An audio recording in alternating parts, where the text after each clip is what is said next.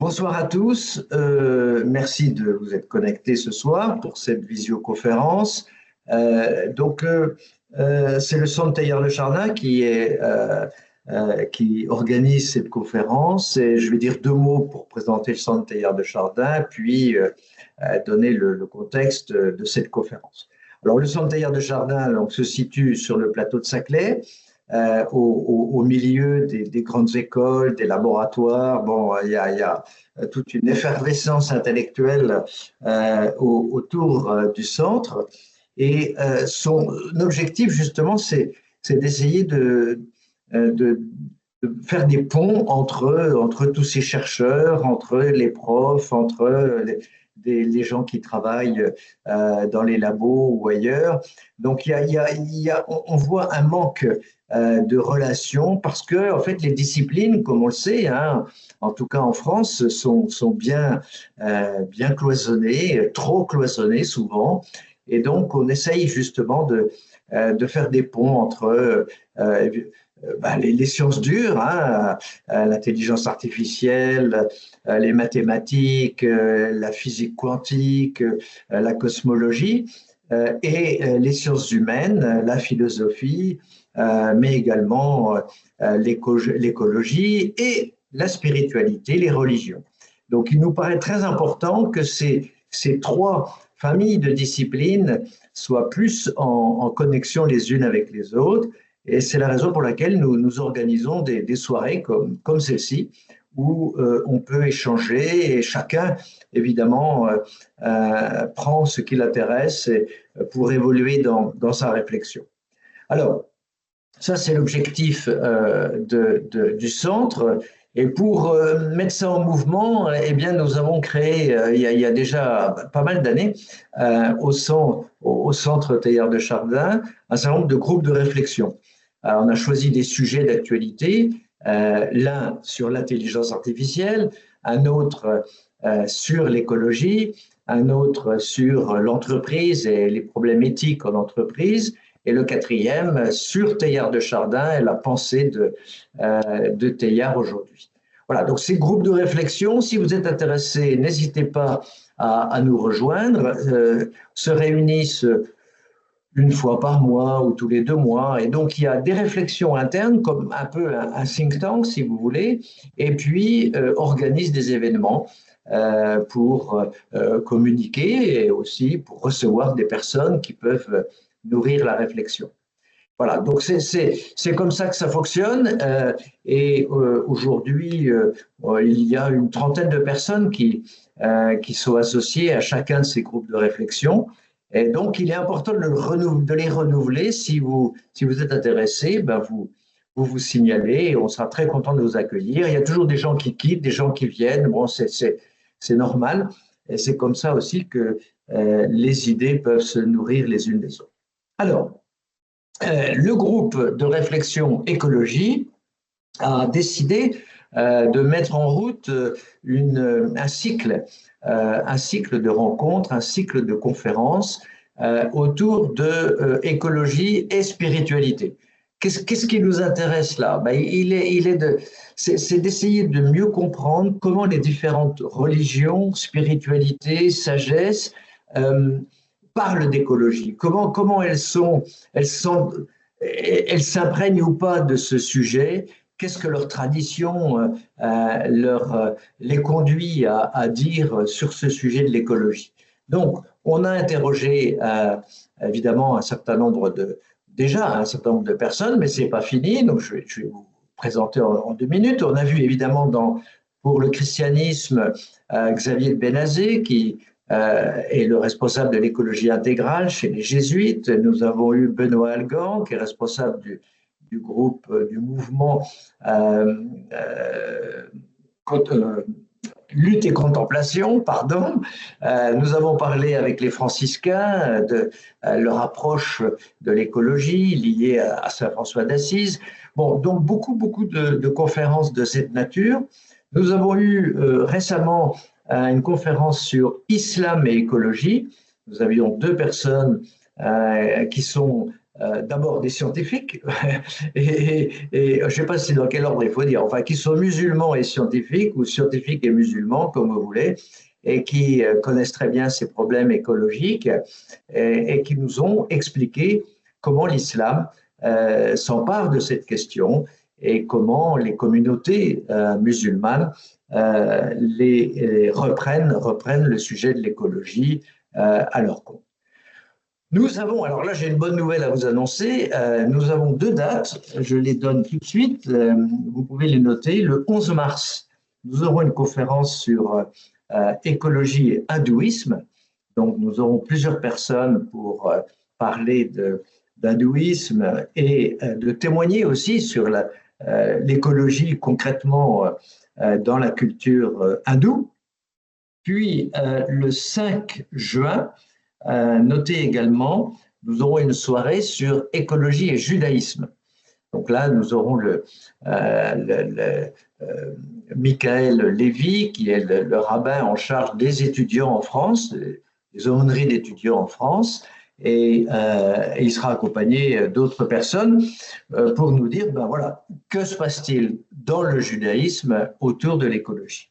Voilà, vous voyez, ce cycle de conférences seront peut-être pas terminés, hein, il y en aura peut-être après le mois de juin, de façon à essayer de bien comprendre comment les différentes spiritualités interagissent avec l'écologie. Et donc ce soir, eh bien, écoutez, je suis vraiment content de vous présenter Michel Maxime Heger, parce que d'abord on s'est déjà rencontré, Michel Maxime, il n'y a pas si longtemps à Paris. Et Michel Maxime est donc sociologue et éco-théologien. Alors ça, c'est déjà un mot intéressant hein, qu'il faudra nous expliquer. D'enracinement orthodoxe, il est conférencier, facilitateur d'ateliers, il est auteur de plusieurs essais sur l'éco-spiritualité. Et donc, il a pas mal roulé sa bosse, je dirais, dans ce milieu de l'écologie en lien avec la spiritualité. Et ici, vous voyez son dernier livre, À l'écoute de la création, que je vous recommande vivement aux éditions K-Bédita. Voilà, je pense qu'on doit trouver ça sur les bons sites, évidemment. Autre chose très intéressante, c'est vous voyez le site qui s'inscrit en bas, trilogie.org. Donc, je suis allé le visiter. Il y a énormément de choses. C'est plus qu'un site, c'est vraiment un blog dans lequel Michel Maxime nous parle de toute son expérience. Voilà, alors donc avant cela, bon, vous avez été journaliste, vous avez travaillé pour des ONG en Suisse, vous habitez en Suisse d'ailleurs, je ne l'ai pas dit, hein, et aujourd'hui à la retraite du laboratoire de transition intérieure, donc c'est une belle terminologie, un laboratoire de transition intérieure, ça m'a tout de même vraiment intéressé. Donc vous avez pris votre retraite en 2023.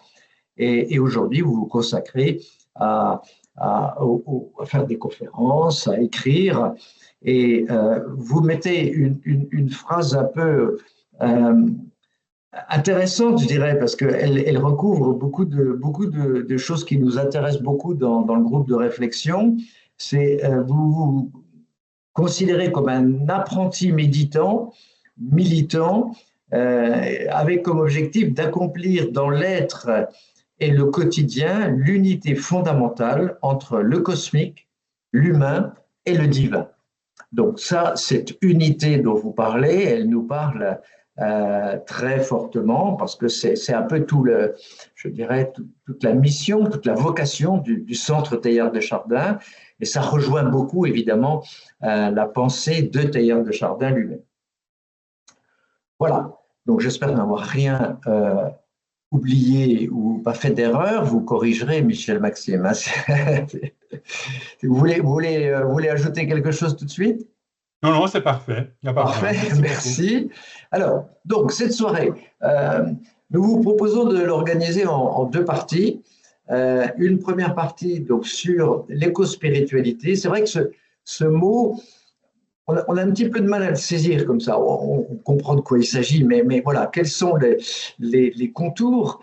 Vous parlez d'un espace carrefour, donc on sent qu'il y a plusieurs dimensions, plusieurs lignes de force, et vous donnerez des exemples de façon à bien comprendre cette notion d'éco-spiritualité.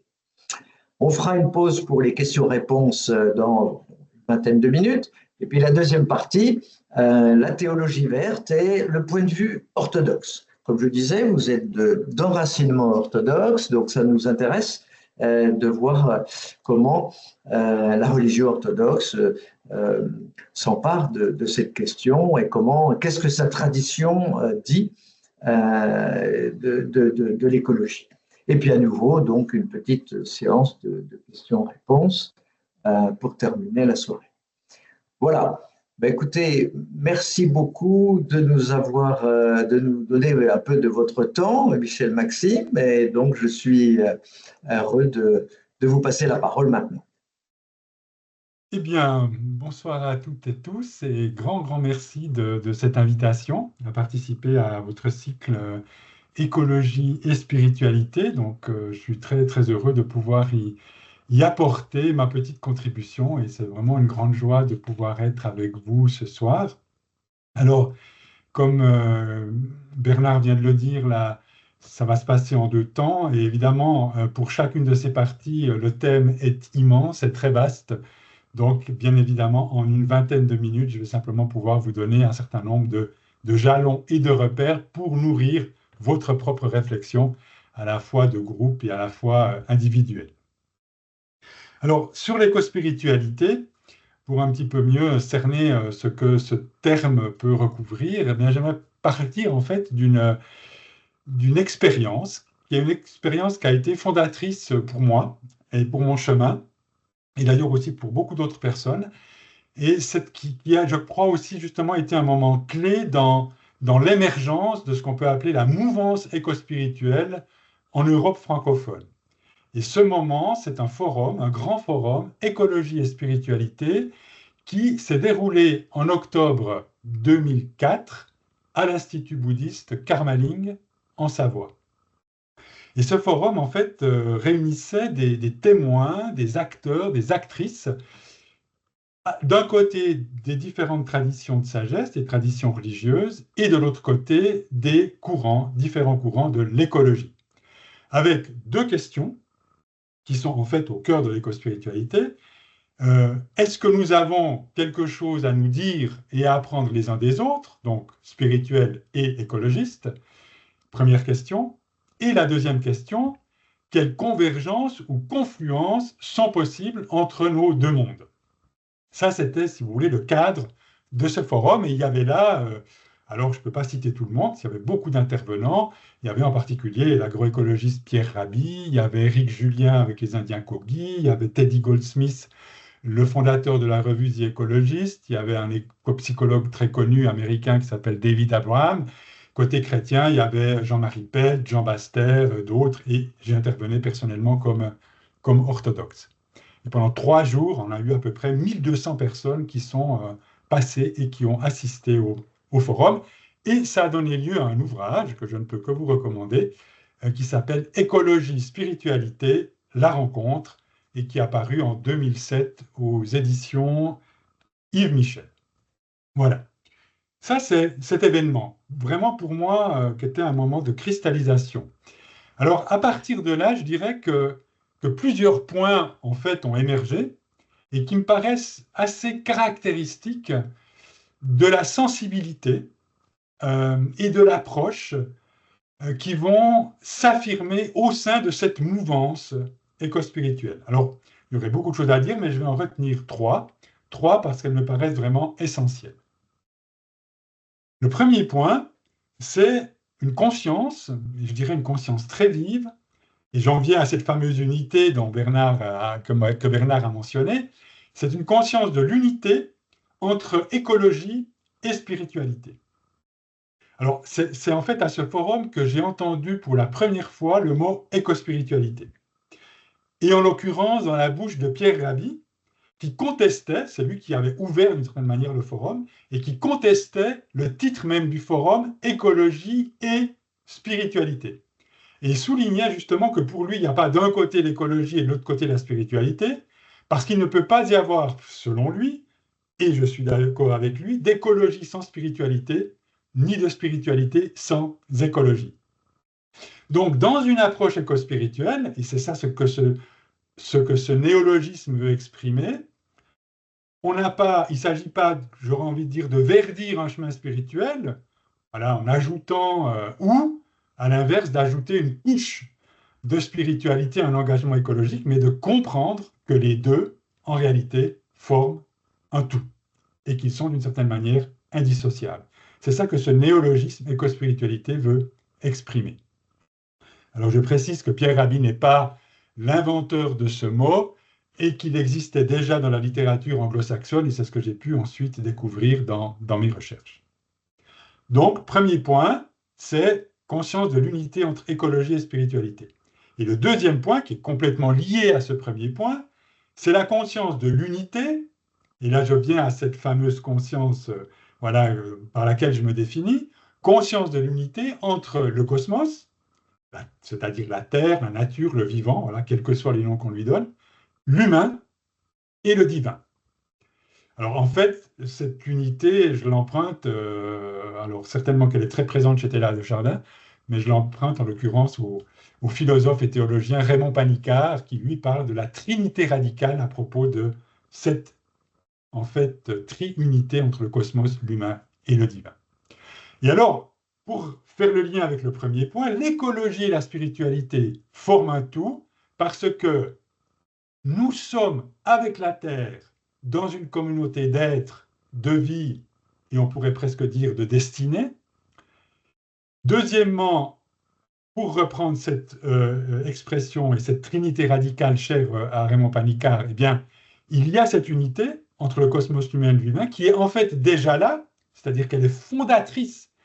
Et lui parle de trinité radicale, c'est-à-dire qu'elle est vraiment fondatrice, elle est aux racines même du réel. Mais elle est déjà là, mais elle n'est pas encore à accomplir. Et peut-être qu'un chemin éco-spirituel, c'est un chemin d'accomplissement de cette unité sur tous les plans du réel. Le troisième élément, écologie et spiritualité forment un tout, parce que, en fait, aussi, la nature, le vivant, la création, ont une intériorité, ont une âme, ne sont pas simplement réductibles à des réalités physiques, biologiques ou chimiques. Et le troisième point, et le quatrième point, c'est que sans une nouvelle conscience, parce qu'il s'agit bien de ça, faire émerger une nouvelle conscience de qui nous sommes, et sans non plus un certain sens du sacré, en fait, la conviction dans une démarche éco-spirituelle, c'est que nous n'arriverons pas à faire la paix avec la Terre. Ça, c'est le deuxième, si vous voulez, point fondamental, composante fondamentale de l'éco-spiritualité. Et la troisième composante, c'est le besoin de créer des alliances. Et ça, c'est vraiment apparu très, très fort dans ce forum. Alors, on pourrait dire sur un plan beaucoup plus concret, un plan éco-citoyen, un plan politique, un plan au niveau vraiment de la mise en œuvre au niveau sociétal. C'est cette conscience que pour pouvoir répondre en profondeur aux enjeux climatiques, écologiques, la biodiversité, tous ces enjeux globaux, il faut créer des ponts, il faut créer des alliances entre les mondes de l'écologie et les mondes des traditions de sagesse. Voilà peut-être pour quelques caractéristiques ou piliers fondamentaux de l'éco-spiritualité. Alors, à partir de là, on peut dégager, quand on entre un petit peu plus, je dirais, dans la substance, un certain nombre de lignes de force qui sont caractéristiques de l'éco-spiritualité. Et effectivement, moi j'aime bien définir l'éco-spiritualité comme un espace carrefour. Un espace carrefour de réflexion et d'expérience. C'est vraiment la notion d'expérience est très importante, la notion de réflexion et d'expérience, les expériences nourrissant la réflexion et inversement. Et c'est un espace qui va relier des mondes, qui va relier des disciplines, qui va relier des approches, qui va relier des traditions très différentes. Alors, je ne peux pas toutes les citer, mais si j'en cite quelques-unes, d'abord, évidemment, éco-spiritualité, tout le monde très pluriel de la militance écologique, de l'écologie. les ONG, les initiatives de transition, les dynamiques de transition, les mouvements des obéissances civiles, etc., etc. Et c'est vrai que on constate, nous on l'a beaucoup vécu dans le laboratoire de transition intérieure que j'ai fondé et co-animé pendant 7 ans, qu'un nombre très important de militants, de militantes cherchent à ancrer, enraciner leur engagement écologique dans une spiritualité, en fait dans une forme de quête du sacré pour précisément lui donner une profondeur de sens et on pourrait dire une forme de verticalité. Donc les mondes de la militance écologique, toutes les traditions religieuses, dont évidemment le christianisme dans lequel je me situe, et qui sont interpellées par les questions écologiques, et qui, pour y répondre et pouvoir les intégrer, sont appelés en fait à revisiter leurs traditions, leurs visions, leurs doctrines, leurs pratiques, les traditions religieuses. Ensuite, tout ce qu'on pourrait dire, hors des religions instituées, tout ce qu'on appelle aujourd'hui les spiritualités contemporaines, les spiritualités holistiques, qui en fait souvent se déclarent ou se définissent comme non ou post-religieuses, avec un accent sur le fait voilà, qu'on veut être libéré des dogmes, des croyances, des obligations, et qu'on est en fait, si vous libéré aussi des appartenances à des religions établies. Et c'est vrai que là, dans ces courants, très importants dans l'éco-spirit, dans ce lieu carrefour, eh bien, on a des formes plurielles de spiritualité qui se disent vraiment et qui se veulent ouvertes, alors, complètement laïques, parfois individualisées, et d'ailleurs qui empruntent beaucoup plus qu'au christianisme ou même à l'islam ou à l'hindouisme, qui vont emprunter pas mal d'éléments, en particulier au chamanisme et au bouddhisme. Autre, parce que si on prend cette idée de carrefour, donc une espèce de grand giratoire avec plein de routes qui arrivent et qui repartent, l'écoféminisme. Et l'écoféminisme qui est fondé sur la conscience, en particulier, que la domination, la dévalorisation et l'oppression de la nature, ainsi que la domination, la dévalorisation et l'oppression des femmes, sont liées, sont couplées et obéissent à un même système de domination. Et là, en fait, on a vraiment l'existence de tout un écoféminisme spirituel, alors qui existe aussi dans les traditions religieuses. Moi, je suis en train de finir un livre sur l'écoféminisme chrétien, mais qui existe aussi beaucoup en dehors des traditions religieuses, et je dirais à travers des formes, on pourrait dire, de formes néo-païennes qui sont très en vogue aujourd'hui, marquées par le culte de la déesse, la réhabilitation des sorcières, et ce qu'on appelle un peu le féminin sacré. Ensuite, on a encore les courants de l'écopsychologie. Donc, vous voyez à quel point c'est un carrefour extrêmement riche. Et l'écopsychologie, c'est une mouvance qui est surtout développée dans le monde anglo-saxon, qui explore en fait les liens profonds entre la Terre, le vivant, et l'âme, la psyché humaine.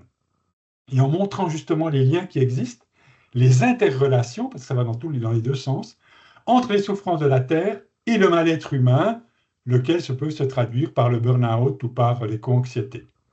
Et donc, ils vont explorer des nouveaux champs comme le soi, l'inconscient écologique, développer toutes sortes de formes d'écothérapie, auxquelles on va d'ailleurs, justement, pour lesquelles on va recourir à des éléments spirituels.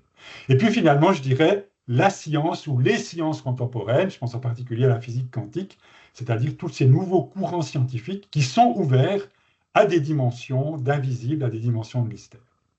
Donc vous voyez, c'est ce lieu carrefour qui rassemble vraiment une multiplicité d'acteurs, d'actrices, et dans lequel l'éco-spiritualité va prendre des formes et des colorations très diverses. Et en fait plutôt que de parler d'éco-spiritualité, au singulier, on devrait parler d'éco-spiritualité au pluriel. Alors, dans cette grande diversité d'acteurs et d'actrices, et puis vous voyez, vous pouvez imaginer à quel point ça peut être fécond, les rencontres, les interactions, mais aussi à quel point ces rencontres et ces interactions peuvent être source de tensions, parfois même de conflits, de débats, mais il y a quand même un certain nombre de points communs, et je dirais de lignes de force partagées. Alors je vais juste les mentionner très rapidement. Le premier, et peut-être que vous pouvez me dire quand il me restera juste 3 minutes, hein, comme ça je pourrai adapter pour ne pas dépasser mon temps de parole, parce que j'ai tellement de choses à dire. Donc, première ligne de force, c'est ce qu'on pourrait appeler le changement de paradigme. C'était dans ce lieu-là, et pour tous ces acteurs et actrices, l'enjeu, c'est pas seulement d'améliorer le système existant, typiquement développement durable, mais c'est bien de changer de système, c'est-à-dire d'opérer un vrai changement de paradigme. Et là, quand on parle de transition, on est vraiment dans le sens fort du mot transition, avec l'étymologie latine transire, qui veut dire aller au-delà. Donc on va vraiment au-delà de ce système croissanciste, productiviste, consumériste, qui épuise, qui détruit le vivant, mais aussi au-delà de tous les systèmes de représentation, tous les systèmes de valeurs qui sous-tendent ce système économique et social. Donc, changement de paradigme. Le pape François, dans l'encyclique Laudato Si, parle de oser avancer dans une révolution culturelle courageuse. Deuxième point, on est dans des approches qui se veulent holistiques. L'holistique, donc selon le tout.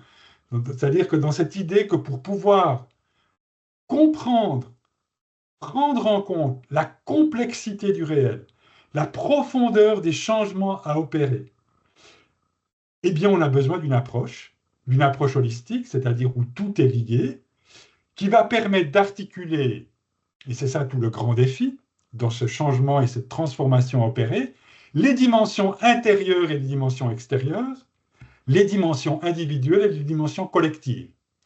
Là, on a toute une série de modèles, justement, d'approches de transition intégrale.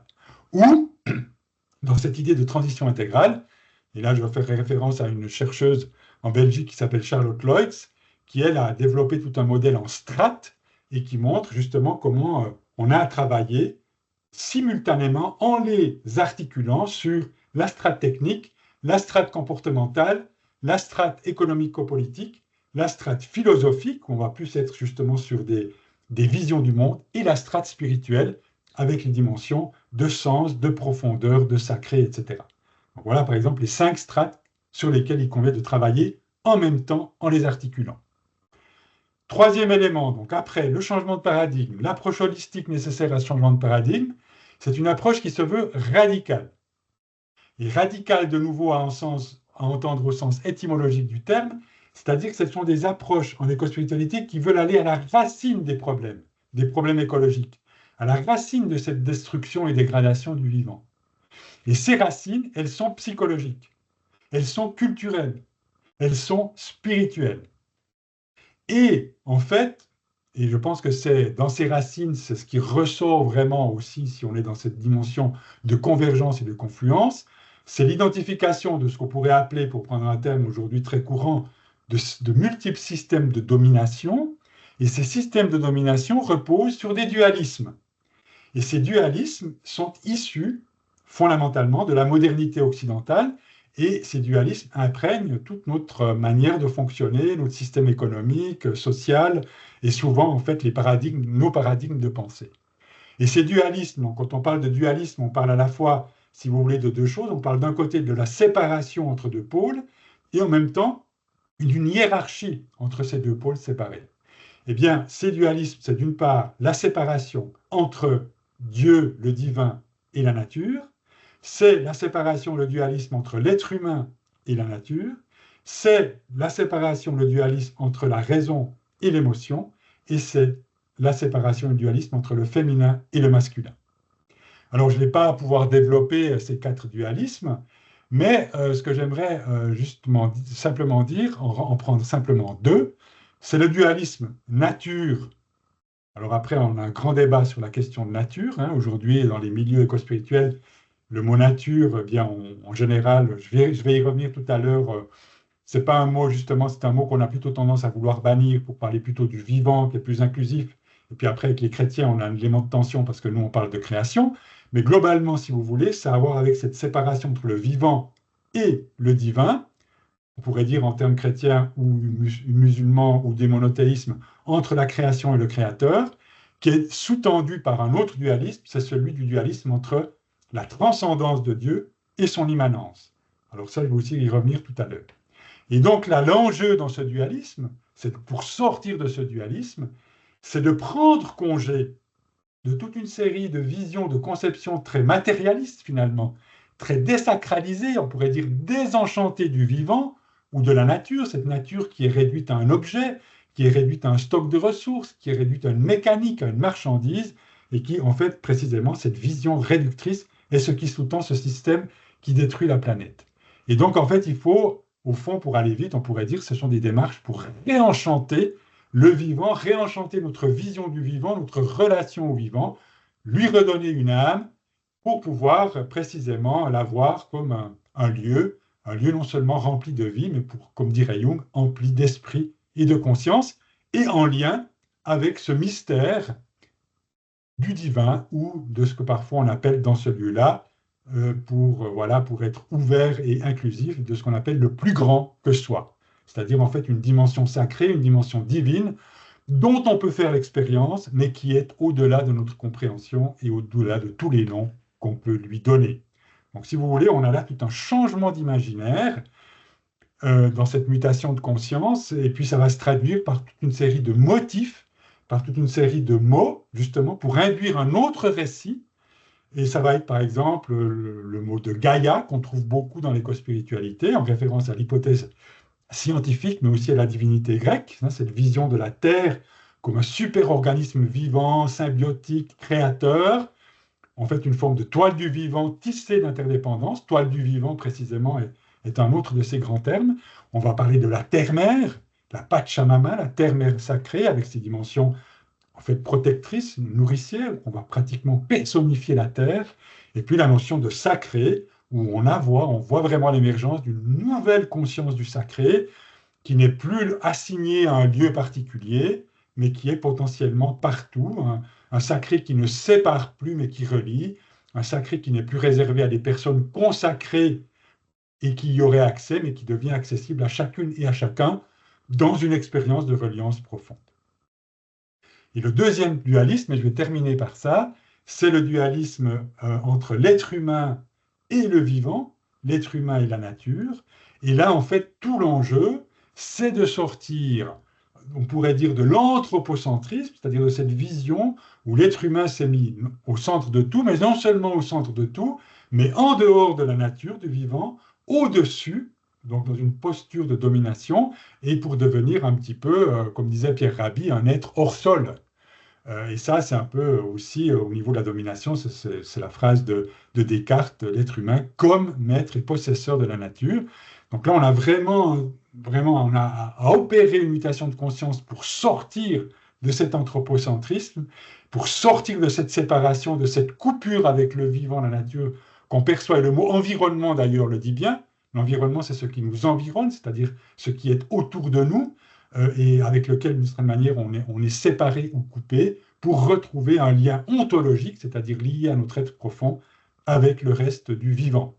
Et là aussi, on va avoir toute une série de nouveaux mots qui sont en particulier aujourd'hui très répandus à travers des écophilosophes comme Baptiste Morisot, les mouvements de l'écopsychologie et de l'écologie profonde, avec en particulier la notion de vivant, dont j'ai déjà parlé, qu'on préfère au mot nature, le mot nature étant très marqué culturellement. Voilà, c'est Philippe Descola avec la grande séparation entre nature et culture.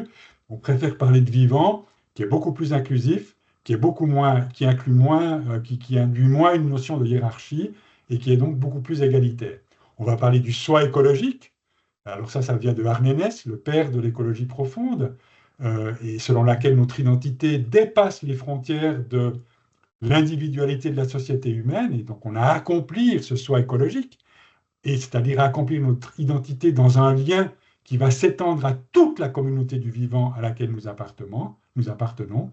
Et puis voilà, après, on peut aller dans ce soi écologique jusqu'à ces notions d'inconscient écologique, c'est-à-dire que ce lien au vivant autre qu'humain, eh bien, en fait, il est à l'intérieur de nous, jusque dans les strates les plus archaïques, les plus profondes de notre psyché.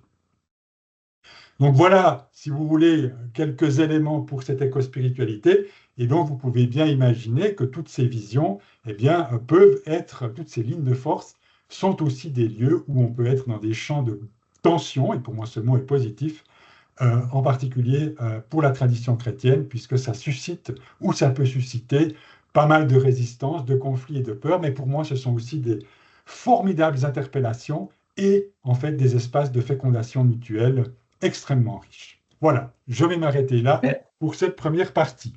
Merci, merci beaucoup. Donc, pour l'instant, je n'ai pas vu de questions sur le chat, sur l'outil de discussion.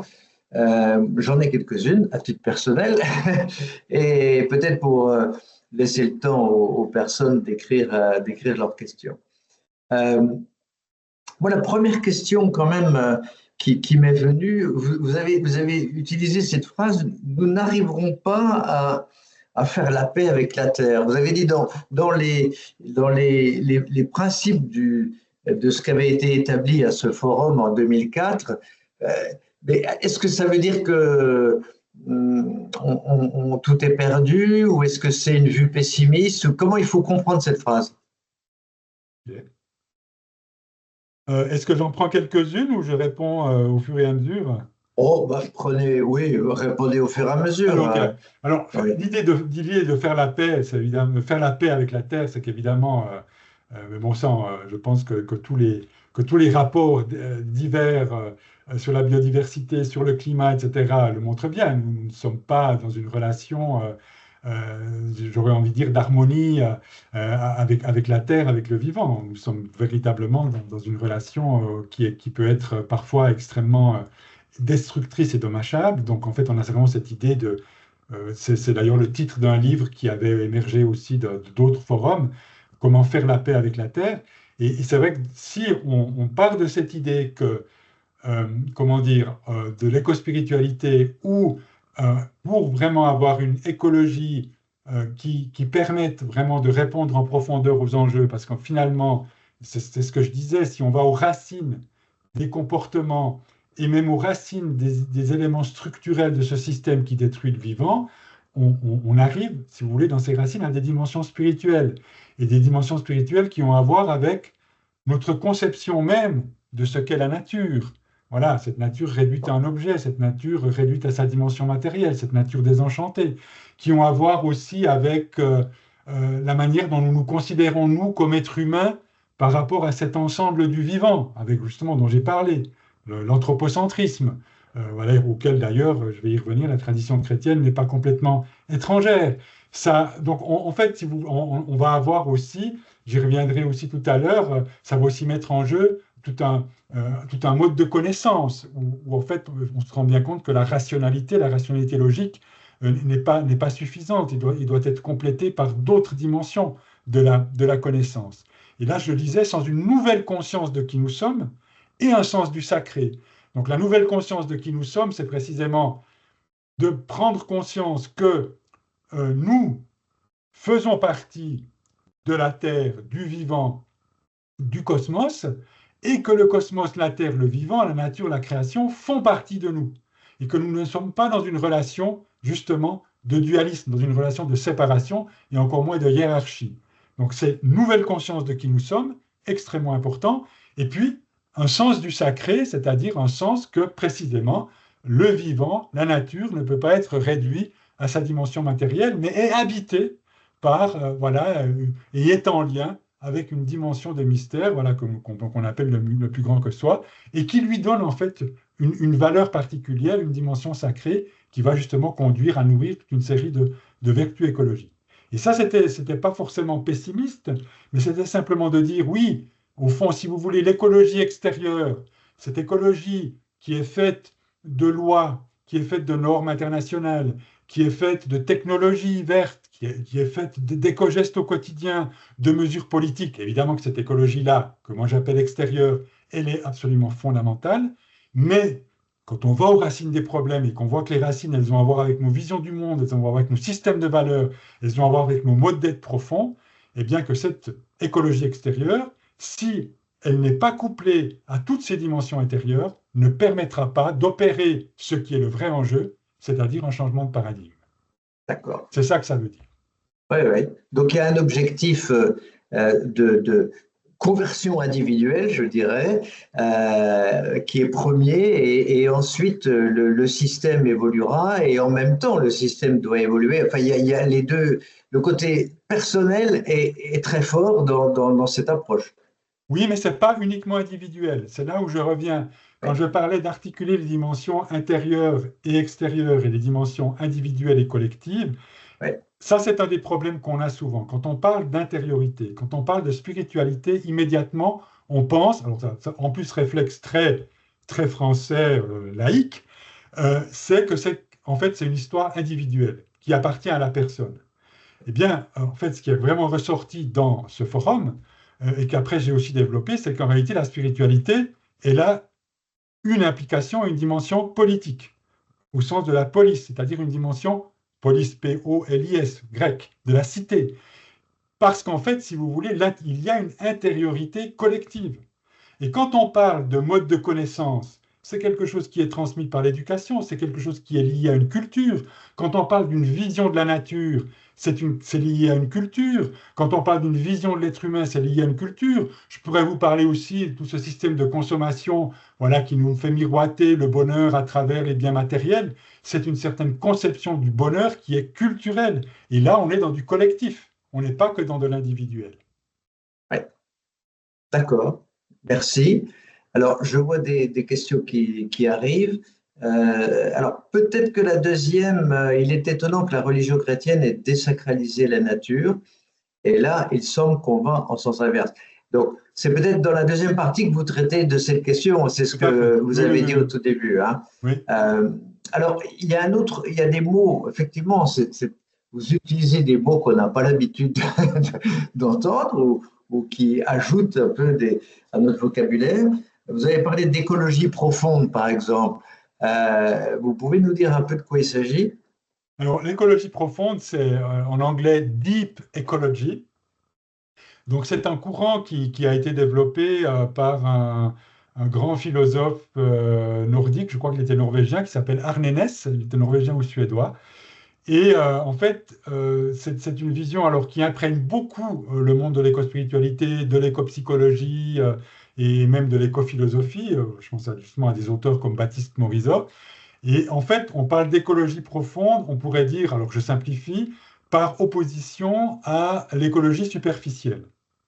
En fait, l'écologie superficielle, c'est un petit peu, on pourrait dire, l'écologie voilà, dominante telle qu'on l'entend habituellement, c'est-à-dire qu'on est quand même encore dans une forme, malgré tout, c'est en fait l'écologie environnementale, si vous voulez, où on reste quand même dans une forme de dualisme, c'est-à-dire qu'il y a l'être humain et puis il y a la nature. Et puis on voit bien que ben, ces relations entre l'être humain et la nature, elles sont pour le moins peu harmonieuses, elles sont destructrices, donc tout l'enjeu, ça va être d'arriver à réharmoniser, ou en tout cas d'une certaine manière, à rééquilibrer ces relations pour que ces relations précisément soient moins destructrices, soient moins nocives. Mais on reste, si vous voulez, dans quelque chose qui est quand même qui reste superficiel. Alors que l'écologie profonde, on entre vraiment justement dans cette conscience qu'en tant qu'être humain, en tant qu'humanité, en tant qu'espèce humaine, nous faisons partie de ce grand tout cosmique, de cette biosphère, de ce grand tout minéral, végétal, animal, et que ce grand tout minéral, végétal, animal fait partie de nous. Et que donc nous sommes dans une relation d'interdépendance profonde, et pas uniquement, si vous voulez, extérieure ou utilitaire, mais vraiment profonde, qui a à voir avec notre être. Et que d'une certaine manière, on pourrait dire, dans cette vision de l'écologie profonde, ce que je fais au vivant, eh bien c'est à moi que je le fais et inversement. Et les éco-psychologues, à partir de là, et c'est pour ça qu'on a cette notion de soi écologique. Et dans le soi écologique, et là on est vraiment, on pourrait dire d'une certaine manière, en conflit ou en rupture avec toute une tradition psychologique, je pense en particulier freudienne, voilà, où en fait le moi ou le soi, là dans cette vision de l'écologie profonde, est en fait se construit, ou le processus d'individuation dont parle Jung, c'est-à-dire de réalisation de son soi, dans les dimensions conscientes et inconscientes, eh bien, implique justement que pour créer, pour réaliser, accomplir mon identité d'être humain, eh bien, je dois intégrer tous les autres qu'humains, le vivant, la nature, le végétal, le minéral, l'animal, font partie intégrante de mon être et je ne peux pas m'accomplir en étant séparé de toutes ces dimensions. D'accord. Ok, ok, oui, oui, c'est très clair. Merci. Alors, moi, j'avais une autre question, c'est comment l'action est-elle articulée avec cet ensemble de réflexions qui sont assez j'allais dire stratosphérique. Bon, c'est un peu exagéré, mais enfin, on sent qu'il y a une réflexion quand même de haut niveau. Et alors, l'action, comment elle peut se traduire, quoi? Est-ce que les gens qui sont dans l'éco-spiritualité sont assez détachés finalement de l'action au quotidien, ou est-ce qu'ils restent très militants? Comment ça se passe? Alors, écoutez, c'était ce que je disais, c'était que, en fait, j'aurais pu ajouter une autre encore dimension importante à l'éco-spiritualité. C'est l'articulation profonde entre l'éco-spiritualité comme composante de cette fameuse transition intérieure, c'est-à-dire quand je parle de transition, donc ce changement de paradigme avec les dimensions intérieures, et l'engagement. Donc en fait, dans cet espace intersectionnel, on n'est pas simplement à faire des grandes réflexions, on est vraiment dans une conscience que toutes les réflexions qu'on peut faire, et d'ailleurs, comme je le disais, ce n'est pas que des réflexions intellectuelles, c'est vraiment en fait, toute la réflexion qu'on fait là, elle est liée à une expérience, et elle est l'invitation à une expérience. Et cette expérience, et cette invitation d'expérience, et cette expérience, c'est la relation, c'est l'expérience que l'on fait d'une relation profonde au vivant. C'est pour ça que dans l'éco-spiritualité, on a d'abord toute une série de dimensions, entre guillemets, pratiques, qui sont des ateliers. Et moi, j'anime beaucoup de ces ateliers qui se passent dans la nature, qui peuvent se passer sur plusieurs jours, avec toute une série de pratiques qui sont des expériences de reliance par nos sens, par notre imaginaire, par notre corps, etc., avec le vivant, avec la nature, avec les arbres, avec une forêt, etc., etc. Donc on va faire des expériences dans la nature pour se relier en profondeur, pour redécouvrir ces liens à l'intérieur et à l'extérieur de nous. Et ça, ce sont des expériences qu'on fait à la fois individuellement et collectivement et qui sont extrêmement puissantes. On va aussi, par exemple, beaucoup travailler sur toutes les émotions quand on prend conscience des destructions du vivant, donc des souffrances de la Terre. Eh bien, quand j'entre là-dedans, et on ouvre du coup sur l'éco-anxiété, qu'est-ce que ça me fait? Ça peut générer en moi, et c'est pour ça que généralement les gens, en fait, d'une certaine manière, refoulent ces émotions, mais ça peut générer des sentiments de tristesse profonde qui peuvent aller jusqu'à des formes de dépression, ça peut générer du découragement, des sentiments d'impuissance, de colère, etc. Et donc, on va aussi faire tout un travail sur ces dimensions émotionnelles, donc pour pouvoir... Et tout ça, en fait, le but, c'est pas du développement personnel, le but, c'est à travers cette expérience de reliance, à travers ce travail sur les émotions, de pouvoir nourrir en fait le désir et le désir de s'engager et de pouvoir donner du sens et de la profondeur à des engagements écologiques, citoyens. Et là, on a cette notion de méditant militant. C'est-à-dire que la personne méditante militante que vous avez évoquée à mon égard, moi je me considère toujours comme un apprenti, c'est-à-dire que tout ce chemin qui n'est pas qu'un chemin uniquement intellectuel, mais qui est au contraire vraiment un chemin de transformation profonde spirituelle de tout notre être, dans toutes les dimensions de notre être, sensorielle, corporelle, imaginaire, intuitive et aussi évidemment intellectuelle, eh bien tout ce chemin ne prend de sens qu'à partir du moment où il est articulé à la dimension militante, c'est-à-dire à l'engagement. Et notre conviction, et c'est pour ça que, par exemple, au laboratoire de transition intérieure, on avait beaucoup de militants qui venaient aussi pour donner du sens et se ressourcer, parce que certains étaient même parfois, en fait, au bord du burn-out. Et puis, on avait des personnes spirituelles qui venaient là pour pouvoir trouver la manière de faire le lien entre leur chemin spirituel et un engagement éco-citoyen. Et l'éco-spiritualité ne prend de sens qu'à partir du moment où elle va s'incarner dans des engagements. Mais ces engagements, après, ils peuvent être multiples. Ça peut Oui, dépendre des personnes. on Certains a vont aller toujours, faire de la désobéissance civile, d'autres vont rejoindre un parti politique, d'autres vont rejoindre une ONG, d'autres vont faire plutôt de l'art, enfin, etc., etc. voilà. Et quid de la violence qui peut, à la fin d'un cheminement de ce type-là, avec des émotions fortes, comme vous dites, de révolte, d'impatience et tout ça, peut conduire parfois à des actes violents qui, bon, peuvent partir d'une bonne intention, mais à la fin qui peuvent causer du tort à d'autres personnes qui n'ont rien demandé à personne. Bon, je pense un peu. On a reçu Gaspard Koenig au centre, c'était il y a presque un an, je crois. et pour nous parler de son roman Humus, qui se termine dans un bain de sang. C'est assez épouvantable. Alors, qu'est-ce que vous pensez de ces formes d'expression? Alors, dans la démarche, si vous voulez, de l'éco-spiritualité, on est vraiment complètement dans la philosophie de la non-violence gandhienne ou autre, fondamentalement. Et effectivement, le travail qu'on fait sur les émotions, c'est ce qu'on appelle, nous, un compostage des émotions. C'est-à-dire qu'en fait, justement, on ouvre des espaces qui vont permettre à la fois d'accueillir et de reconnaître ces émotions qu'on a en nous, que justement tout ce qui se passe peut générer.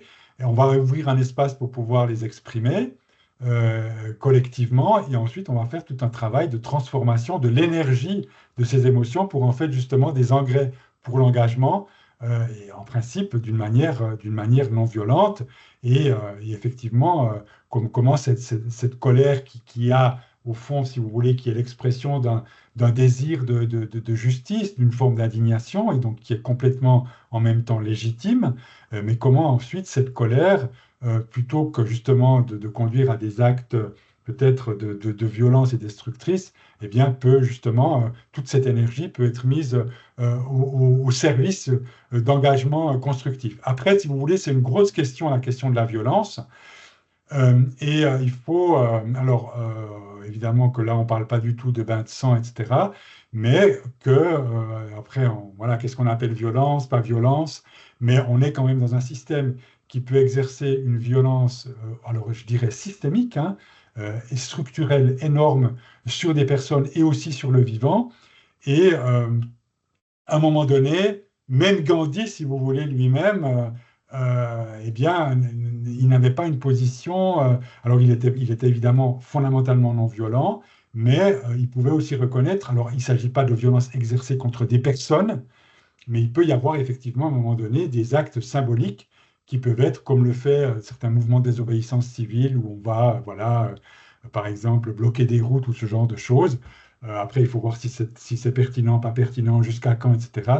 Mais qui peuvent être comprises comme des formes de violence, mais qui ne sont pas des formes de violence qui sont dirigées contre des personnes en particulier, mais plutôt voilà, qui visent à générer des prises de conscience à travers des petites opérations voilà, de blocage de système, quoi. Bon, voilà. Ouais, ouais. Mais fondamentalement, Oui, on est justement dans fondamentalement, un travail pour que ça ne finisse pas c'est ça. dans quelque chose qui devient, voilà, comme j'ai pas lu le livre encore de Koenig, Humus, mais bien évidemment que c'est Donc, pas du moi, tout ça qui est visé. voilà, c'est un roman, mais ça avait l'objectif de nous faire réfléchir à cette question. Est-ce qu'il y a des mouvements qui peuvent évoluer? Bon, vous, ce qui est très intéressant, c'est l'idée de canaliser les émotions pour en faire quelque chose Alors, qui est oui, possible. alors canaliser, mais c'est-à-dire en fait compostage, c'est-à-dire on transforme l'énergie. On n'est pas juste en train de les canaliser, si vous voulez, pour D'accord, les gérer. d'accord, On d'accord. permet qu'elles s'expriment, mais on en transforme l'énergie. OK. Et par exemple, ben ouais, je prends cet exemple de la tristesse, parce que ça, c'est quelque chose qui ressort beaucoup dans les ateliers, où des gens peuvent tout à coup, ils se connectent à ça, ils peuvent se mettre à pleurer, voilà, etc. Eh bien, en fait, c'est parce que chacune de ces émotions, et d'ailleurs qu'il faut arrêter de considérer comme négatives, parce qu'elles sont simplement partie intégrante de notre humanité. Je rappelle que le Christ pleure, voilà, au tombeau de Lazare, que le Christ se met en colère voilà, au temple, avec les marchands du temple, que le Christ a une angoisse au jardin de Gethsemane. Ce sont des dimensions qui sont partie intégrante de notre humanité et qu'il ne s'agit pas de qualifier de bien ou de mal ou de positif ou de négatif. Mais si on parle de cette tristesse, eh bien on se rend compte qu'en la travaillant, si je suis triste pour ce qui arrive à la Terre, eh bien c'est qu'en fait cette Terre, je l'aime, ou cette D'accord. humanité, je l'aime. Et donc en fait, comment je vais composter cette tristesse en amour, et c'est cet amour qui va devenir le moteur plutôt que de me conduire à travers la tristesse dans une forme d'abattement et de dépression, et cet amour va devenir le moteur pour me nourrir le désir de prendre soin du vivant et des autres. Ben, voilà une bonne transition avec la deuxième partie, il me semble-t-il. Donc, deuxième partie, comme on l'a dit tout au début, je le rappelle, qui fera un quart d'heure, 20 minutes Ouais, je vais maximum, essayer de façon. d'être assez bref. Voilà. Non, mais c'est important aussi bon, vous nous éclairiez sur l'orthodoxie. Qu'est-ce qu'elle dit par rapport à l'écologie et je suis sûr qu'il y a beaucoup aussi de points de convergence avec les catholiques, etc. Mais tout ça, c'est en cours de réflexion pour nous. Donc, merci de poursuivre avec la deuxième partie. Alors, simplement, peut-être, on avait juste un mot sur cette fameuse théologie verte, parce que, simplement pour dire, puisqu'on est parti de l'éco-spiritualité et de ce lieu carrefour, donc il faut bien évidemment, dans ce lieu carrefour, ce qui, en fait, se discute, se débat, se féconde, voire parfois se confronte dans ce lieu carrefour, et bien évidemment, va avoir, toute la question, c'est dans quelle mesure, ainsi d'ailleurs que les questions écologiques vont interpeller les milieux chrétiens. Et quand je dis les milieux chrétiens, c'est aussi bien les églises comme institutions, que les communautés, que les fidèles, etc. Et donc, elles les interpellent et elles questionnent en termes de posture, en termes de pratique, en termes de croyance. Et c'est pour ça que je disais que, mais ça je ne peux pas développer, que ça peut générer parfois l'éco-spiritualité des réactions de méfiance, de résistance ou de rejet. Mais pour moi, ça constitue surtout un formidable aiguillon et défi pour évoluer. Et ma conviction, moi qui fais toujours finalement le va-et-vient entre la tradition chrétienne, en particulier orthodoxe, mais la tradition chrétienne au sens large, parce que je suis beaucoup dans les milieux protestants, réformés et catholiques, et ce lieu carrefour, eh bien, en fait, c'est aussi de voir comment, à partir du moment où on trouve le langage, parce que c'est vraiment un problème de langage, eh bien, comment la tradition chrétienne peut aussi être entendable et écouter et apporter quelque chose qui est aussi interpellant dans cet espace. Alors, en fait, ce double mouvement, c'est finalement ce que fait depuis une cinquantaine d'années la théologie verte. Et la théologie verte, c'est un mouvement, je dirais, encore minoritaire dans le christianisme, qui s'est développé à partir des années 1970 et qui s'est développé en réponse à la critique de Lynn White. Alors ça, c'est vraiment un texte fondateur, 1967, dans la revue Science, Lynn White, médiéviste, historien médiéviste, qui fait un article, au fond, qui en fait va justement aux racines de la crise écologique et qui, d'une certaine manière, accuse le christianisme ou la tradition judéo-chrétienne d'être co-responsable de la crise écologique du fait de son arrogance anthropocentrique liée bien évidemment à un certain nombre de versets bibliques comme Genèse 1,26, dominer la terre, soumettre, etc. Donc cet article a eu un retentissement énorme et j'aurais envie de dire que ça a suscité dans les milieux chrétiens à la fois toute une série de réactions plutôt apologétiques pour dire mais non, Lynn White n'a pas trop compris, c'est pas un exégète, etc., etc., mais toute une série aussi de théologiens qui ont reconnu la pertinence de la critique de Lynn White, bien sûr à nuancer, etc., et qui en fait se sont mis au travail à partir de cela. Et ça a été tout un développement qui s'est fait sur un plan œcuménique, qui s'est fait aussi sur un plan dialogue avec la science, les sciences de la Terre et d'autres traditions de sagesse, mais fondamentalement œcuménique. D'ailleurs, le Conseil œcuménique des Églises a joué un très grand rôle dans ce travail. Et d'une certaine manière, l'encyclique Laudato Si du pape François, 2015, dont on va fêter les 10 ans cette année, est l'un des fruits de cette dynamique et a donné aussi un élan à cette dynamique, mais c'est l'un des fruits de cette dynamique. Et d'ailleurs, ceux qui ont fait des études extrêmement précises du texte de Laudato Si, eh bien, montrent que c'est, d'une certaine manière, une réponse à Lynn White en intégrant un certain nombre de ses critiques. Là, je pourrais aussi vous pourrez le partager, quelques ouvrages qui font un peu la synthèse sur toute la dynamique qui s'est passée dans cette théologie verte. Eh bien, l'Église orthodoxe, en particulier comme membre du Conseil œcuménique des Églises, a évidemment participé à toute cette évolution, à toute cette réflexion, en particulier sous l'impulsion du patriarche Bartholomé Ier, qu'on a à un moment donné d'ailleurs appelé, surnommé le patriarche vert. Alors moi, j'aimerais juste mettre en évidence, comme le temps passe, quelques éléments peut-être plus spécifiques de la tradition orthodoxe, je dirais quelques accents, en précisant que ça n'appartient pas de manière exclusive à la tradition orthodoxe et qu'il y a évidemment beaucoup de convergences, de points communs entre la réflexion orthodoxe et la réflexion catholique, la réflexion réformée. D'ailleurs, le pape François, dans Laudato Si, cite à plusieurs reprises le patriarche Bartholomé. Alors, j'aimerais juste faire, pour un petit peu structurer et puis faire des échos à ce que j'ai dit précédemment, quelques spécificités. Alors, comme je dis, qui ne sont pas exclusives à la tradition orthodoxe. Mais je pense que la tradition orthodoxe, on met vraiment très en avant cette dimension de changement de paradigme. Le patriarche Bartholomé, et je le cite, il dit à un moment donné, la question de l'environnement ne relève en soi ni de l'éthique ni de la morale, c'est une question ontologique qui requiert une nouvelle manière d'exister, un changement radical d'attitude, une vision renouvelée et une perspective neuve. Donc, vous voyez, c'est quand même des mots très importants. Il y a le mot de ontologique, ça veut dire que ça a à voir avec notre être profond, toute la question écologique, d'un point de vue de écothéologie, où on fait souvent ces liens entre théologie et écologie. Ça a à voir avec notre être profond, avec nos manières d'être, et pas simplement avec du faire et des comportements. Donc ça interroge en profondeur nos modes de vie et nos modes d'être. Ensuite, il parle, on pourrait dire, de changement radical. Donc on retrouve ce mot de radical, c'est-à-dire de vraiment d'aller aux racines des problèmes qui sont spirituels. On a cette notion de, en fait, tout ce qu'il dit, c'est la façon d'exprimer une forme de métanoïa, ce grand retournement individuel et collectif. Et d'ailleurs, le patriarche Bartholomé dit la métanoïa, c'est à entendre aussi justement ce grand retournement intérieur, cette grande transformation qui a à voir avec un changement de vision, un changement de notre vision du monde, de notre vision de l'être humain, de notre vision de la création. Donc ça, c'est vraiment quelque chose qui est absolument essentiel pour le patriarche Bartholomé et pour la tradition orthodoxe.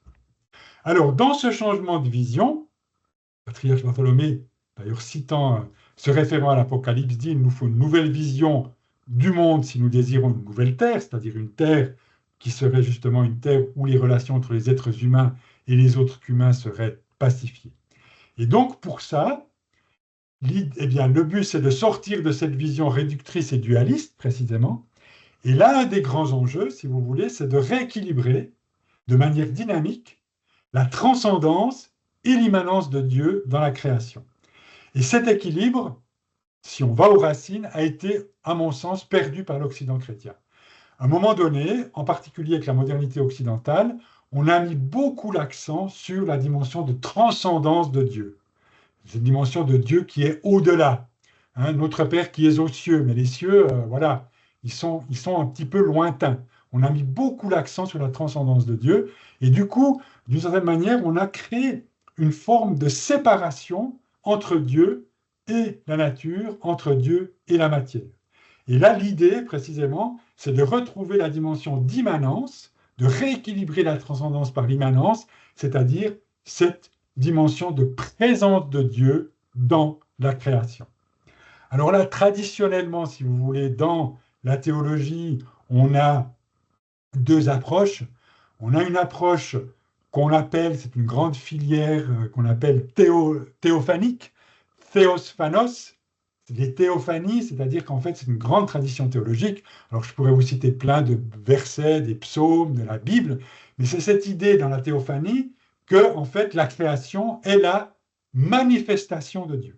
C'est-à-dire le reflet, le miroir, la manifestation de Dieu, de son amour, de sa bonté, de sa générosité, de sa beauté, etc., etc. C'est vraiment les cieux proclament la gloire de Dieu. On a aussi toute cette image qu'on retrouve par exemple chez Antoine le Grand, père des pères du désert et du monachisme. Mon livre n'est autre que l'univers, cette vision de la création et de l'univers comme un grand livre dans lequel on peut lire et découvrir et connaître les œuvres de Dieu. Ça, c'est la tradition théophanique. On a une autre tradition qui permet d'aller plus loin, et je pense, alors elle existe aussi bien dans le protestantisme que dans la tradition catholique. D'ailleurs, il y a des très très belles ouvertures pour cette tradition dans Laudato Si. C'est ce qu'on appelle la tradition panenthéiste. Panenthéiste. Pan, en, théos. C'est en fait, si vous voulez, la doctrine de tout en Dieu et Dieu en tout. C'est-à-dire que dans cette vision-là, la création, la nature n'est pas simplement le reflet de Dieu, n'est pas simplement l'œuvre de Dieu, mais c'est le lieu de sa présence. Dieu est présent dans la création. Il est présent dans chacune de ses créatures. C'est Jérémie, est-ce que je ne remplis pas le ciel et la terre? Et puis c'est Grégoire Palamas, un grand théologien byzantin du XIVe siècle, qui dit Dieu est dans l'univers et l'univers est en Dieu. Alors la nuance très importante, panenthéisme ne veut pas dire panthéisme. Alors ça c'est vraiment très très important, parce que c'est vrai que dans certains courants de l'écospiritualité, on va être parfois très proche de formes de panthéisme, où on va d'une certaine manière un peu diviniser la nature ou en faire la source du salut. Le panenthéisme n'est pas du panthéisme. Le panthéisme, au fond, c'est une identification entre Dieu et le cosmos, entre Dieu et la nature, je vais très vite, alors que dans le panenthéisme, tout est en Dieu, mais tout n'est pas Dieu. Et Dieu est en toutes choses, mais ne se confond pas avec ces choses, avec ces êtres. Donc en fait, c'est là où c'est cette grande tension théologique. Dieu est immanent dans sa transcendance et transcendant dans son immanence. Il s'agit de tenir les deux ensemble. Alors là, je n'ai pas le temps de développer, mais la tradition des pères de l'Église, qui est très importante pour la tradition orthodoxe, et en fait toute la théologie orthodoxe offre toute une série de ressources très importantes pour fonder théologiquement et spirituellement, parce qu'après, évidemment, c'est une invitation à faire l'expérience de cette présence de Dieu dans la nature, pour fonder théologiquement et spirituellement cette présence de Dieu dans la nature. Alors là, je ne peux que mentionner, par exemple, toute la grande tradition du Christ cosmique, donc la dimension cosmique du Christ, qu'on va en particulier retrouver au XXe siècle avec Teilhard de Chardin, mais qui est restée très très forte et très présente dans la tradition orthodoxe tout au long de l'histoire. La théologie, alors une certaine vision, mais des logos, c'est-à-dire en fait dans cette idée que voilà, au principe était le Verbe, le début de l'évangile de Jean, c'est le logos, le Verbe, le logos. Eh bien le logos, en fait, si vous voulez, le logos créateur va implanter dans chacune de ces créatures un petit logos qui est finalement son idée volonté, sa pensée, qu'elle est le dessein de Dieu pour cette créature. Donc chaque créature porte une empreinte de Dieu dans son être le plus profond, qui définit sa raison d'être profonde. Et dans cette vision, ça c'est la grande vision de saint Maxime le Confesseur du 7e siècle, la raison d'être profonde de chaque créature, c'est de participer à la vie divine, c'est-à-dire la transfiguration. Et puis après, on a toute une vision de la théologie des énergies divines ou incréées, qui a notamment été systématisée par Grégoire Palamas au XIVe siècle, mais qu'on trouve chez les pères de l'Église. Et c'est cette vision, en fait, de la création qui est, d'une certaine manière, qui est irradiée et qui irradie en permanence de ce qu'on appelle les énergies divines. Grégoire Palamas dit que ces énergies divines, qui sont d'essence divine, pénètrent l'univers comme l'eau, une éponge.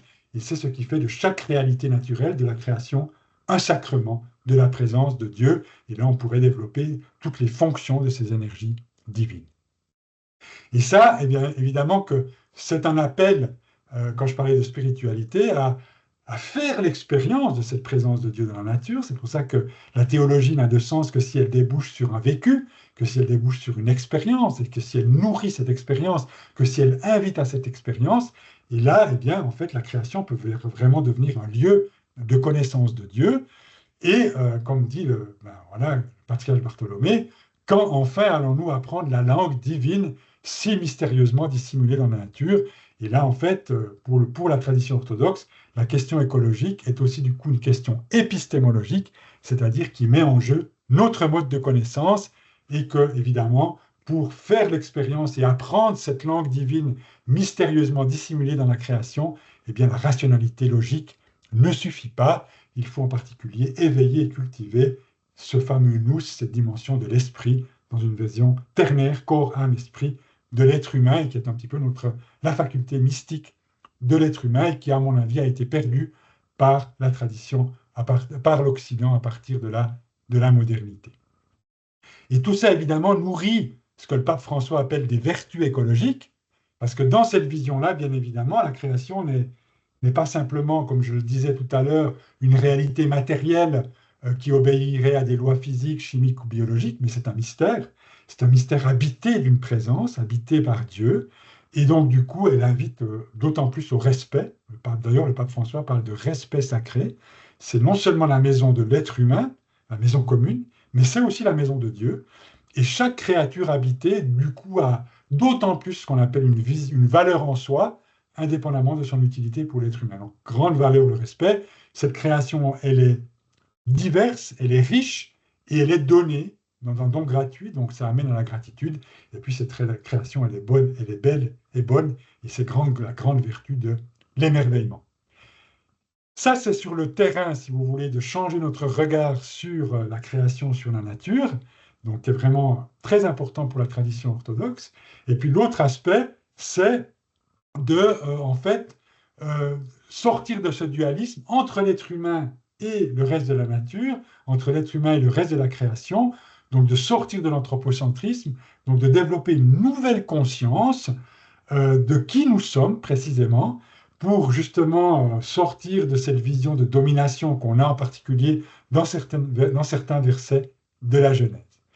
Et là, eh bien, on a, je dirais, différents axes. On a un premier axe très présent chez les pères de l'Église, qui est la vision de l'être humain comme microcosme, microcosmos, petit cosmos. Et là-dedans, on a à la fois l'idée que nous faisons partie du grand tout cosmique, mais que ce grand tout cosmique fait partie de notre être. Donc là, on retrouve cette dimension d'ontologie, ontos, l'être. Retrouver ce lien ontologique profond, on pourrait dire intime, avec la création, avec la nature. Et là, la grande vertu, c'est l'humilité. Et c'est, vous parliez de Koenig, humus, se souvenir que la racine de l'humain et de l'humilité, c'est la même, c'est l'humus. Et de nous souvenir que nous sommes bibliquement façonnés avec de la glaise, avec de la terre. Nous sommes des glébeux, nous sommes faits de la poussière de terre, poussière d'étoiles. Nous sommes créés le même jour que les animaux. Nous appartenons au règne animal. Et nous sommes créés en dernier. Alors, on pourrait dire dans une approche hiérarchique comme le couronnement de la création, qui pourrait, avec l'image de Dieu dont je vais reparler, nous donner le droit de dominer, mais non, on peut aussi voir, Irénée de Lyon, IIe siècle, et d'autres pères de l'Église, plutôt ça comme une forme de récapitulation de toute la création. Ça veut dire que nous portons en nous tous les règnes du vivant. Et on retrouve cette dimension d'interdépendance dont je parlais avant. Et en même temps, nous faisons partie de la création, et ça c'est le patriarche Bartholomée, qui dit la vérité est que nous formons tous une grande famille, les êtres humains et le monde vivant confondus. Et évidemment, une des grandes expressions, vous avez eu un franciscain, c'est la grande fraternité cosmique avec le Cantique des créatures de François d'Assise. Et puis, dernier élément, eh bien, c'est que, ou deuxième élément, c'est cette vision de l'être humain comme pont entre la terre et le ciel. Parce que là, si vous voulez, et là, la tradition orthodoxe, elle est très sensible à ça, et ça, c'est un point de tension précisément dans ce lieu carrefour de l'écospiritualité, où on va beaucoup mettre l'accent sur le fait que nous sommes, nous faisons partie du vivant, le vivant fait partie de nous, mais en même temps, là, on dit vraiment clairement, attention à des formes de biocentrisme. Aujourd'hui, on a des tendances beaucoup à mettre l'accent sur l'animalité de l'être humain, et là, effectivement, il faut rappeler que en partant du microcosme, en même temps, l'être humain a une place spécifique dans la création. Et bibliquement, ontologiquement, c'est cette idée de l'être humain qui est créé à l'image et à la ressemblance de Dieu. Et là, c'est Grégoire de Nazianze au IVe siècle qui parle de l'être humain comme un être frontière, qui appartient, si vous voulez, à la fois, qui est image, qui est microcosme, imago mundi, image du monde, créé à partir de la glaise, mais qui est en même temps imago Dei, créé à l'image de Dieu. Et qui est donc un être frontière qui appartient en même temps à la matière et à l'esprit, à la terre et au ciel, etc., etc. On pourrait dire au temps et à l'éternité, et dont la vocation, et ça c'est vraiment très très fort dans la tradition orthodoxe, la vocation est de devenir un pont entre la terre et le ciel, c'est-à-dire en fait, d'une certaine manière, de devenir un agent qui va participer de la divinisation de la création, c'est-à-dire de participer à sa transfiguration. Et là, si vous voulez, cette dimension de pont, précisément, ne nous donne aucun droit de supériorité et de domination sur le reste du vivant, mais au contraire, une responsabilité. Et ça se traduit par cette idée de l'être humain qui est une forme de grand liturge de la création dans une geste eucharistique. En fait, c'est l'homo eucharisticus comme réponse à l'homo economicus. Voilà, j'aurais encore plein de choses à dire, mais je vois le temps qui passe et je voulais juste m'arrêter. Non, non, mais c'est super. Bon, on aimerait vous entendre encore longtemps parce que c'est vrai qu'il y a énormément de choses intéressantes. Un tout petit commentaire avant de passer la parole. Euh, on peut se dire que Teilhard de Chardin est très proche de tout ce que vous avez dit, parce que entre la notion de pont, la notion de responsabilité, de théophanie, de panenthéisme, de Christ cosmique, de récapitulation, c'est des grands thèmes teilhardiens. Hein. Donc ceux qui nous écoutent et qui ne connaissent pas Teilhard de Chardin pourront retrouver des liens avec ce que vous avez dit ce soir. Très, très intéressant. Merci. Alors, là, il y a une question un petit peu, bon, qui revient sur la vision ternaire. La vision ternaire concerne-t-elle les autres créatures, autres que l'être humain, évidemment? Bon, et la récapitulation, j'ajouterais en sous-question, est-ce que la récapitulation concerne l'ensemble de la création, donc pas seulement les humains, mais aussi les animaux et les objets qui constituent le cosmos? Alors ça, c'est évidemment une immense question. Donc, juste pour revenir hein, sur cette dimension ternaire qui évidemment m'est très chère et qui est vraiment une conception qu'on trouve à la fois bibliquement et dans toute la tradition chrétienne, hein, donc l'être humain à la fois corps, soma, psyché, voilà, et esprit. Alors on parle du nous en grec, on parle de l'intellectus qui n'est pas à confondre avec la ratio en latin, la raison faisant partie plutôt de l'âme, si vous voulez, ou de la psyché, la dimension psychique. Alors, je dirais que, à mon sens, alors après, il y aura évidemment des grands débats là autour, parce que c'est vrai que si je pense à la manière dont la perception et la vision et des végétaux et des animaux a évolué, je dirais, ces 20 dernières années, c'est absolument énorme. Hein, puisque aujourd'hui, on parle vraiment voilà, les animaux ont une âme, ils ont une sensibilité, ils ont une forme d'intelligence qui n'est pas évidemment tout à fait la même, et une forme de conscience qui n'est pas tout à fait la même que celle des humains. Et puis on parle aussi de la conscience des végétaux, de la sensibilité des végétaux, on parle de l'intelligence du vivant. Enfin, donc on a vraiment, si vous voulez, je pense qu'on est dans les débuts, parce que tout ça, évidemment, pour le moment, est encore, commence avec beaucoup d'expérience, avec beaucoup de recherche à être exprimé. Donc on a déjà là une grande, comment dire, une grande mutation, je dirais, par rapport au temps, par exemple, ou de Descartes, où Descartes considérait les animaux comme des machines, et où un Malebranche, par ailleurs grand théologien, pouvait donner un grand coup de pied dans une chienne qui était, voilà, qui attendait une chienne qui était en gestation porteuse, et puis à son interlocuteur qui d'une certaine manière, est choqué par ça, lui dit, mais de toute façon, elle ne ressent rien. Donc on a quand même une très, très, très, très grande évolution. Alors maintenant, après, est-ce que, finalement, alors, donc pour moi, que, même si après, évidemment, il y a des différences de degrés, de formes, qu'il y ait des formes de conscience et aussi des formes, on pourrait dire, de psyché ou d'âme chez les autres qu'humains, pour moi, ça ne fait pas de doute. Après, la question de la troisième dimension, la question de l'esprit, la question du nous, donc de la dimension mystique, qui nous rend capables de participer à la vie divine. Alors, là, j'aurais presque envie de, pas dire de tirer en corner, mais de dire que pour moi, là, il y a un grand mystère, et je n'aimerais pas restreindre les choses en affirmant d'une manière claire que c'est une prérogative unique de l'être humain. Je pense qu'elle est évidente pour l'être humain, pour moi elle l'est certainement moins pour les autres êtres, mais je ne peux pas, voilà, il faut toujours faire très attention parce que je pense qu'il y a là des dimensions de mystère, parce que pour moi, si vous voulez, en fait, comme je l'ai dit,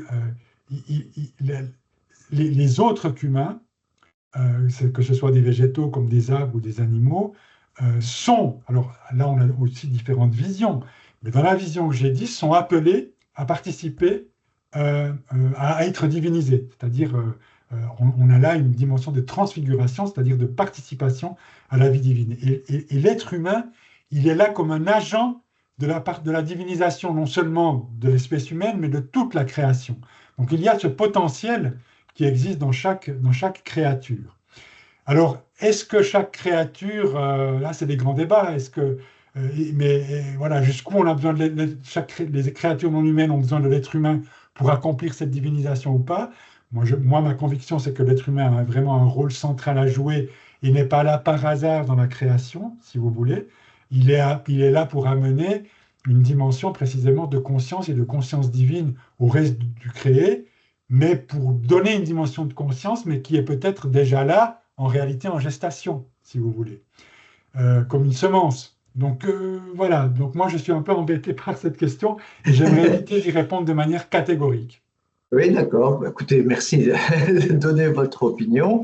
Et encore Ce une n'est qu'une fois, opinion, hein, ce n'est qu'une voilà, opinion. oui, oui, non, mais c'est extrêmement intéressant. Mais le nous, c'est vraiment cette dimension faculté mystique de l'être humain qui permet justement, quand elle est éveillée et cultivée, en particulier par la prière, eh bien, et la méditation permet justement de voir au-delà des apparences et de la surface des choses pour se connecter justement à cette dimension de mystère, à cette dimension intérieure, aux raisons d'être des choses, c'est-à-dire leur raison profonde, et puis à la réalité ultime qui est cette présence divine.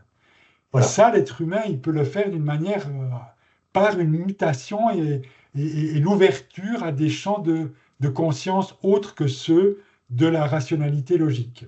c'est ça. Euh, Sa responsabilité est de construire cette noosphère hein, euh, ouais, pour Teilhard de Chardin. Et ce que vous dites est concrétisé dans sa pensée par l'idée de noosphère qui doit un jour devenir cette couche pensante, consciente autour de l'humanité et de la Terre.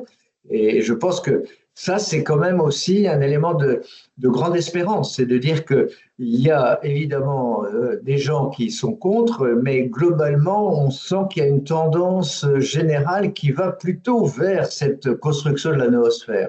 Est-ce que vous en pensez? Ça sera le bout de la ouais. conclusion. Hein. Ben écoutez, moi je pense que, alors moi je ne connais pas, j'ai un petit peu lu Teilhard de Chardin, je trouve qu'il a des intuitions extraordinaires et comme vous l'avez dit, il y a beaucoup de choses qui se recoupent et je pense qu'on a, voilà, l'écospiritualité eh bien, se nourrit de beaucoup de choses, si vous voulez, voilà, essaie c'est vraiment un lieu une espèce de grand chaudron où on essaie de faire émerger des choses, on teste, il y a des hypothèses, voilà.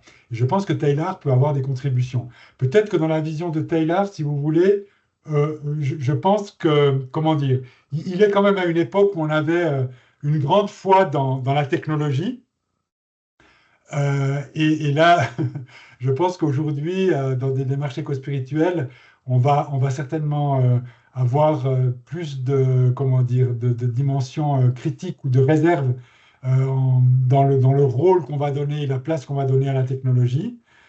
Donc là, je pense qu'il y a une espèce de grande foi dans la technologie, de ce que je perçois en tout cas chez Taylor, qui à mon avis est quand même à relativiser. Et puis peut-être que chez Taylor, mais ça de nouveau, j'en ai qu'une lecture superficielle, peut-être que chez lui, il y a presque quelque chose qui est de l'ordre d'un déterminisme, en fait, si vous voulez, dans tous ces passages, hein, du matériel à la vie, de la vie à la conscience, de la conscience au divin. Et je suis pas. Alors moi, j'ai un petit peu de peine avec cette notion D'accord. de quelque chose qui serait presque un petit peu de l'ordre d'une forme de déterminisme.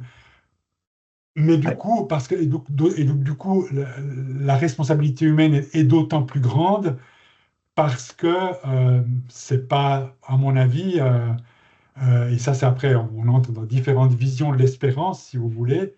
Mais pour moi, l'espérance, c'est pas simplement la réalisation de quelque chose qui serait prédéterminé et écrit. C'est quelque d'accord. chose qui est en co-création et où nous avons une grande responsabilité. C'est ça. Et ce n'est pas sûr que, euh, eh bien, qu'on va y arriver. Oui, alors là, écoutez, vous me donnez envie d'organiser une conférence, une autre conférence qui pourrait être théâtre de Chardin, écologie et orthodoxie, parce que finalement, tous ces liens sont extrêmement nombreux. Il faudrait encore mieux et plus les éclairer. Et évidemment, ce soir, on manque de temps. Donc, on va s'arrêter là, avec grand regret, parce on aurait souhaité poursuivre le dialogue avec vous encore. Merci beaucoup. Je crois Ben, que merci à vous c'était de tout à l'invitation. fait passionnant. Donc, je rappelle votre livre, votre dernier livre que j'ai cité tout à l'heure, que je affiche une seconde à l'écoute de la création. Et Alors, puis, euh, et puis je signale donc deux autres conférences qui sont déjà planifiées. Celle du 11 mars autour de l'hindouisme, hindouisme et écologie, et celle du 5 juin, judaïsme et écologie. Voilà. Alors à plus court terme, c'est le 11 février qu'on pourra se retrouver en visioconférence de la même manière sur l'IA générative et la création littéraire. Voilà un peu pour les dates à retenir. Un très grand merci, Michel Maxime. ben, merci à vous de l'invitation et puis tous mes voeux pour la suite de ce parcours. Voilà. Euh, Je suis sûr que nos chemins se recroiseront sûrement. Voilà. voilà. À Merci bientôt. Merci beaucoup. beaucoup, hein.